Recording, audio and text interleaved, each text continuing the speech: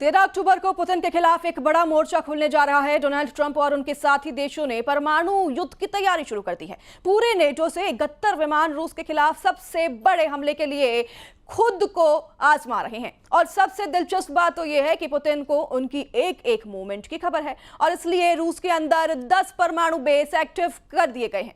देखिए तमाम जानकारी इस रिपोर्ट में।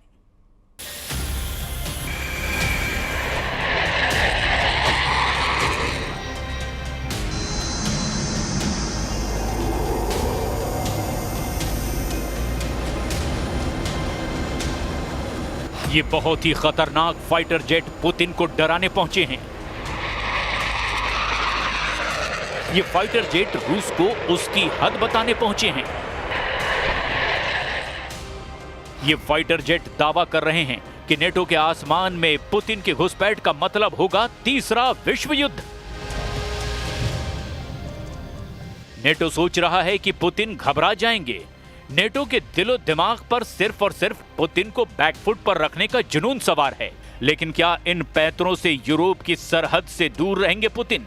क्योंकि रूस के बॉर्डर पर गूंज रही नेटो के विमानों की गड़गड़ाहट अब मॉस्को तक गूंज रही है। नेटो की एयरफोर्स बता रही है कि वो पुतिन की चौखट पर पहुंच चुकी है और अब रूस की खैर नहीं। अमेरिका, ब्रिटेन और बाकी नेटो देशों ने रूस के बॉर्डर के पास 12 घंटे तक विमान उड़ाए हैं। आर्कटिक महासागर की तरफ से दक्षिण की तरफ बाल्टिक सागर और यूक्रेन की आखिरी सरहद तक इन विमानों ने रूस को चैलेंज किया है। 12 घंटे तक नेटो के विमानों ने रूस की जंग की तैयारियों की टोह ली है। 12 घंटे तक नेटो के विमानों ने रूस के बॉर्डर की तरफ हर मोर्चे को स्कैन किया है। 12 घंटे तक नेटो की एयरफोर्स इतनी ज्यादा एक्टिव रही जितना वो पिछले 3.5 साल में नहीं हुई और यूक्रेन युद्ध के दौरान वो पूरी पिक्चर से गायब थी। आखिर पुतिन के बॉर्डर के पास नेटो की वायुसेना क्यों जुट रही है? डोनाल्ड ट्रंप और उनके नेटो गुट के लीडर पुतिन को आखिर क्या मैसेज देना चाहते हैं? क्योंकि ऐसी टक्कर का नतीजा सिर्फ और सिर्फ रूस बनाम नेटो का युद्ध नहीं होगा,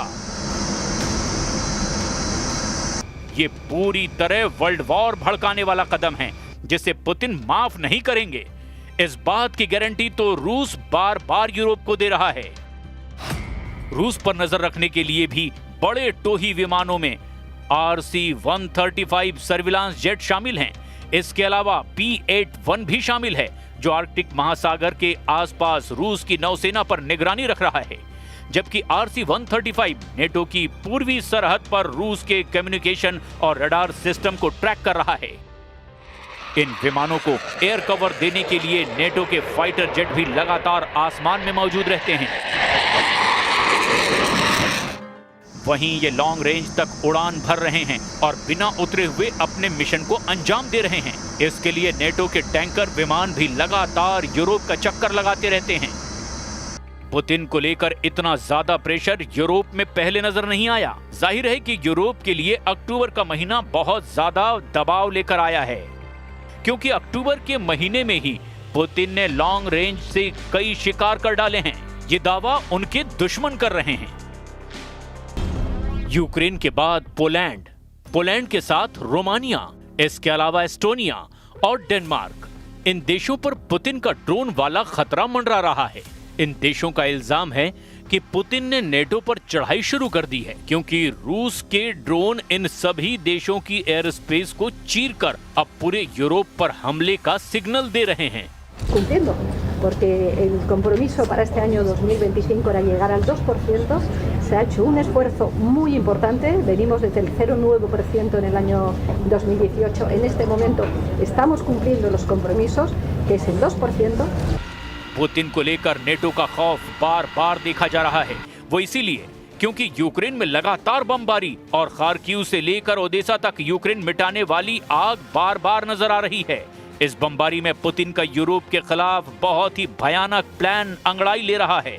इसका डर लगातार नेटो में बना हुआ है। इसी वजह से नेटो ने परमाणु ताकत दिखाने वाले युद्धाभ्यास को शुरू कर दिया है। नेटो अब स्टेडफास्ट नून नाम का युद्धाभ्यास कर रहा है। नीदरलैंड्स में इस एक्सरसाइज में नेटो के 14 देश हिस्सा ले रहे हैं। उनके 71 विमान रूस से लड़ने की तैयारी पर रखेंगे। परमाणु ताकत दिखाने का मतलब साफ है, इस युद्धाभ्यास के मायने न्यूक्लियर अटैक से जुड़े हैं। 71 विमानों का एक साथ परमाणु युद्ध की तैयारी दिखाना साफ साफ पुतिन को सीधी चेतावनी है। अमेरिका की क्रूज मिसाइल टॉम हॉक को देखकर पुतिन बिगड़ गए हैं। टॉम हॉक को देखकर पुतिन उखड़ गए हैं। टॉम हॉक को देखकर के पुतिन का गुस्सा रिकॉर्ड तोड़ रहा है।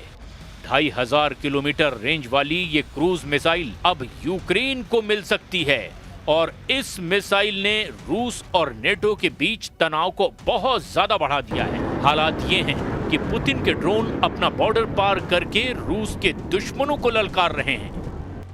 डेनमार्क की प्रधानमंत्री कह चुकी हैं कि नॉर्वे, पोलैंड और रोमानिया के बाद अब उनका देश खतरे में है, क्योंकि इन 3 देशों में ड्रोन वाली घुसपैठ के बाद अब यही पैटर्न डेनमार्क में भी दोहराया गया है।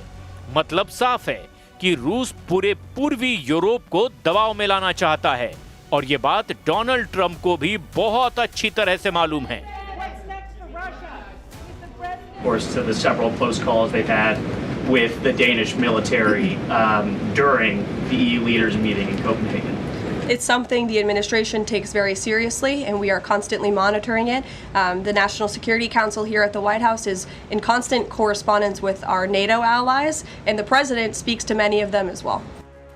यूक्रेन को लगातार नेटो से लॉन्ग रेंज के हथियार मिल रहे हैं और ऐसे ही हथियारों से ज़ेलेंस्की ने अब डोनेट्स्क के उन इलाकों पर हमला भी शुरू कर दिया है जो अब तक यूक्रेन के तोपखानों से दूर थे। डोनेट्स्क में एक शॉपिंग सेंटर पर यूक्रेन ने ड्रोन अटैक किया और फिर ऐसे सब कुछ राख हो गया। ऐसी आग देखकर पुतिन का पारा गर्म हो जाता है और फिर यूक्रेन के हर बड़े शहर पर रूस के ड्रोन और क्रूज मिसाइल बरसने लगती हैं। Зарядами отчет свидетельствует обнаруженные на месте фрагменты, которые будут изъяты и направлены на экспертизу для уточнения конкретного типа и модификации. Кроме того, в ходе осмотра места обстрела установлено, что значительные повреждения получила гражданская инфраструктура. Практически уничтожен торговый. यूक्रेन को हाइमार्स रॉकेट की सप्लाई तेज हो गई है। बाइडेन ने जो रॉकेट सिस्टम ज़ेलेंस्की को दिया था, उसके कारतूस अब डोनाल्ड ट्रंप सप्लाई कर रहे हैं। 100 किलोमीटर की रेंज में ये रॉकेट सिस्टम रूस की सेना के उन अड्डों तक पहुंच सकता है जो अभी तक ज़ेलेंस्की की रेंज में आसानी से कवर नहीं होते थे।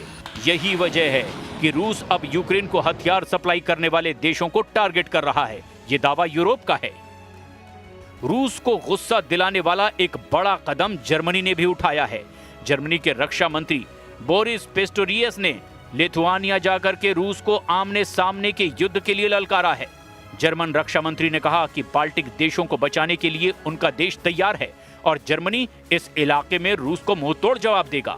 इसके लिए लिथुआनिया में 2026 तक जर्मनी के 2000 सैनिक तैनात रहेंगे।